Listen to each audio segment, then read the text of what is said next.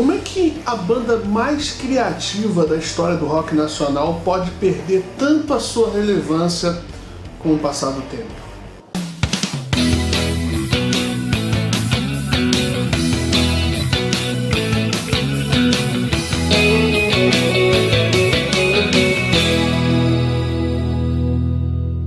Ali pelos idos da década de 80, o rock nacional estava ainda procurando a sua identidade.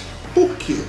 Porque até aquele momento, tirando o movimento da Tropicália, a maior representação de rock a qual a gente ouvia se falar era a Jovem Guarda. Mas a Jovem Guarda, ela por si só, ela não tinha personalidade, porque ela emulava um movimento que acontecia lá fora. Então o rock nacional, tirando o movimento da Tropicália, que era um movimento mais sofisticado e que era encabeçado ali pelo Gil e pelo Caetano Veloso, o rock nacional não tinha uma identidade. A gente não conseguia apontar que direção que o rock nacional iria. Não tinha uma banda que era extremamente representativa.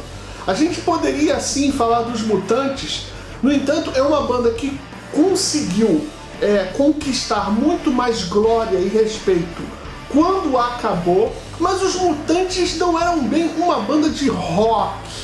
A gente não poderia categorizar os Mutantes. Os Mutantes faziam rock, tinha uma música transgressora, uma música nada comercial, às vezes compunham coisas bastante comerciais, coisas que começaram a ser consumidas e respeitada, como eu disse, com o passar do tempo, mas era uma banda que a gente poderia até dizer que é uma banda esquisita, ou quase não rotulável, da gente dizer, os Mutantes eram uma banda pop, os Mutantes eram uma banda de rock, os Mutantes eram uma banda de rock pop, é uma banda tão especial, com um repertório tão diferente, que a gente também não poderia rotular os Mutantes como rock nacional.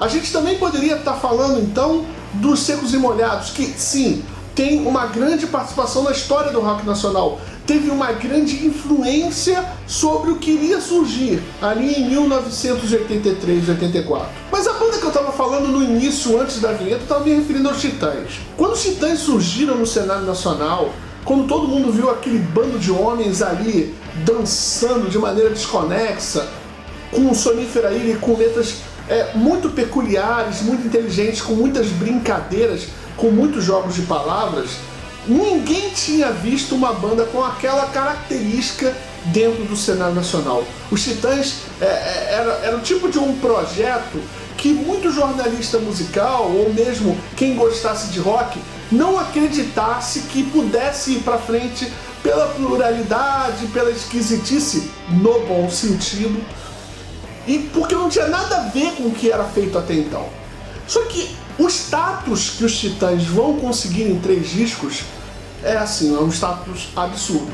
Eles iriam lançar o Titãs do Iê, que tem o single Sonífera Ilha e que estourou nos rádios, e assim eles foram classificados como uma banda pop. Depois do primeiro disco, os Titãs lançaram Televisão, que é uma continuidade conceitual do jeito dos Titãs fazerem música.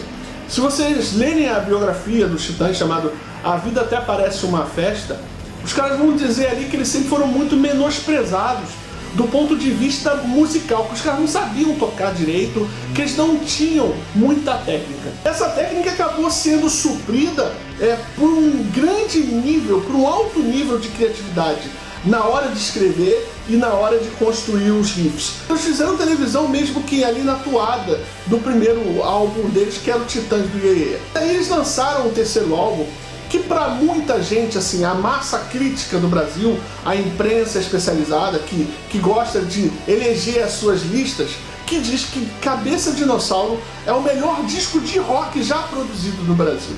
E fica difícil não concordar com a gama e a criatividade dos caras na hora que fizeram aquele álbum. Então, o Cabeça Dinossauro era um álbum que tocou muito na época em que foi feito, no ano em que ele foi produzido, e que até hoje conseguiu trazer para a banda os louros de que os Titãs eram uma banda de rock pesado. Eu sempre questionei isso. Se você for olhar na ampla discografia dos Titãs, você vai ver poucos discos que a banda se concentrou em fazer um rock muito pesado. Eu poderia dizer que, incluindo obviamente o Cabeça de Dinossauro, que o Obesque Boom não é um disco de rock, que o Jesus Não Tem Dentes no País dos Banguelas é um disco muito diverso, mas que lá na frente, muitos anos depois, a banda aí produziria Tudo ao Mesmo Tempo Agora, que é o último disco do Arnaldo Antunes e um dos grandes álbuns da banda, produzidos por eles mesmos.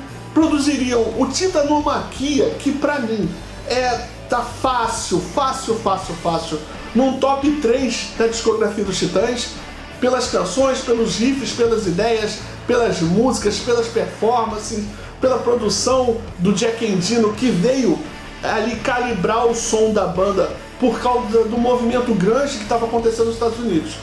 E aí eles lançariam alguns discos que mesclariam rock com música pop, estourariam com acústico, e aí os caras só iam pesar a mão no sentido de fazer um disco de rock aqui no Ingatu, há 2 ou 3 anos atrás. O Ingatu, de fato, para muita gente, é o retorno do som seminal que os Titãs apresentavam ali na década de 80.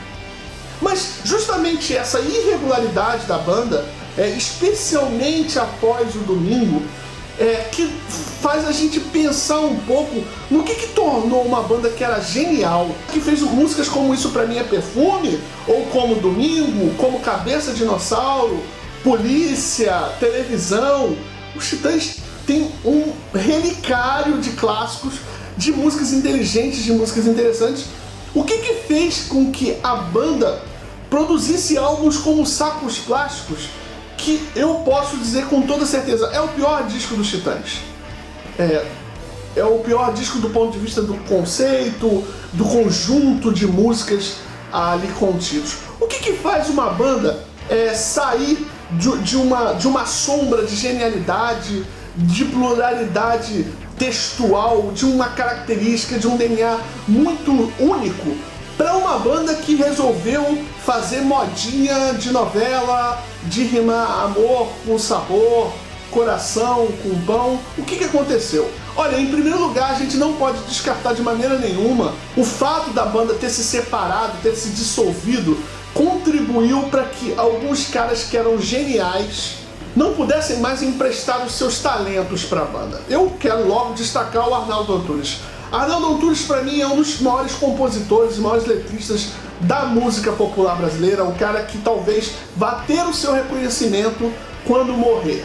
Ainda não reconheceram assim totalmente o quanto esse cara é bom escrevendo, o quanto ele é simples, mas também ao mesmo tempo é genial. Então, esse cara deu voz aos Titãs durante alguns anos, e não só deu voz, não só foi vocalista lá com a sua voz grave, mas também fez músicas muito legais, muito inteligentes, participou dos processos de composição. Então, quando você perde um compositor como Arnaldo Antunes, você não sai imune dessa. Depois, ele perdeu um guitarrista que, na minha opinião, é o mais criativo. E aqui eu não quero fazer muitas críticas ao Tony Bellotto, que eu considero melhor um compositor do que como guitarrista. A morte do Marcelo Fromer, ela abriu um imenso buraco na história dos Titãs. O Marcelo Fromer, para quem não sabe, é o cara responsável por alinhar musicalmente os Titãs, por ajudar musicalmente os Titãs na criação dos riffs, na criação das frases, no casamento da guitarra dele com o Tony. É impressionante a força que o Marcelo Fromer tinha nessa banda. O falecimento dele, que foi muito lamentado pelos integrantes e óbvio por todo mundo que é fã de Titãs, mesmo a saída do Arnaldo Antunes, a qual eu classifico como de grande peso, não teve o peso que teve quando o Marcelo Fromer saiu da banda. Parece que criativamente a banda, sei lá, perdeu 15, 20% de todo o seu potencial. O Nando Reis nunca foi um grande cantor, mas o cara é o cara que fazia as coisas muito diferentes na banda. Ele era um cara extremamente peculiar. É um cara que é autor de igreja e é um cara que é autor de um refrão que diz o seguinte: amor, eu quero te ver cagar. O Nando Reis sempre foi muito transgressor e também muito criativo na hora de compor. É uma pena que ele não traga essa criatividade para sua carreira solo, mas isso é um outro detalhe. Mas aí quem seriam os meus dois destaques, os caras que manteriam ou tentariam manter uma banda com um certo frescor musical? Eu sempre gostei muito do Sérgio Brito, que é o responsável talvez por o maior sucesso da banda, chamada Epitáfio, e do Branco Melo.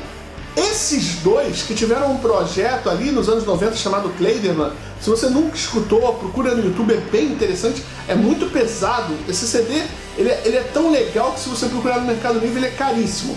Ele é muito legal, a menina que toca bateria, Kleiderman, guarde esse nome. Sérgio Brito e o Branco Melo eram as células de criatividade que sobraram. O Paulo Miklos é um cara que eu considero o mais talentoso na arte de cantar. É um cara que consegue vociferar, é um cara que consegue gritar, é um cara que consegue ser suave, é o que tem a voz mais bonita. O Charlie Gavin, com o passar do tempo na carreira dos Titãs, ele foi se aperfeiçoando na sua técnica e se tornou um grande baterista de rock. E o Tony Bellotto, eu prefiro não entrar muito em detalhes, mas eu definitivamente não gosto dele como músico, embora reconheça que ele seja um razoável compositor. A banda, ela foi caminhando, fazendo discos como Estão Vocês, que é um disco bastante irregular, apesar de ter algumas faixas que são bonitas, como Enquanto Houver Sol, ou a própria faixa Como Estão Vocês, e lançou o péssimo Sacos Plásticos, que eu acho que é um disco que sumiu das lojas, porque é um disco irregular, que tem uma balada que não tem muito a ver com os Titãs, não no sentido que a banda nunca fez uma balada, eu estaria sendo um babaca se eu dissesse isso, mas pelo formato adocicado, pelo jeito global de querer fazer música. E aí quando a banda lança um álbum como Nhengatu, que era um álbum que traria ela para os trilhos do rock, após a turnê do Nhengatu, não sei nem se estou falando o nome do disco certo, e o Paulo Miklos sai da banda, dando lugar aí pro Beto Lee, filho da Rita Lee das guitarras. Então, a gente viu uma banda que era extremamente criativa, que era transgressora, que foi conhecida também pelas prisões do Arnaldo e do Tony Bellotto, no uso de drogas, conhecidas pelas declarações nada politicamente corretas, uma banda que tinha influências do punk no seu som. A gente viu a banda maciando o som, saindo do seu conceito original de música para fazer um som cada dia mais acessível, mais bunda suja, preocupada com o approach em relação ao seu público. Eu já disse diversas vezes aqui no Diário do Pierrot que eu defendo que uma banda, especialmente a banda que tem uma longevidade, que ela faça escolhas na sua carreira e que ela não soe sempre igual. Então, para não parecer que eu estou sendo contraditório e dizer, pô, você critica bandas que gravam o mesmo disco sempre, como o AC/DC, e quando os caras tomam uma carreira diferente, tomam um rumo diferente na carreira, assim, melhor dizendo, você está fazendo uma crítica.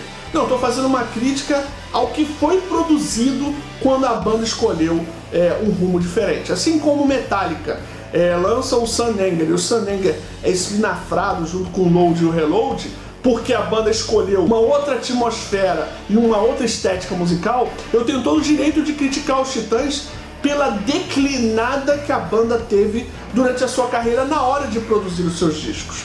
Abandonou o Liminha, que era o cara que fomentava aquele algo mais, aquela dose de coragem, de escrever um refrão ousado, usar uma expressão diferente, e foi seguindo seus próprios caminhos até produzir discos que, na minha opinião, nada acrescentam à grande discografia da história do rock nacional.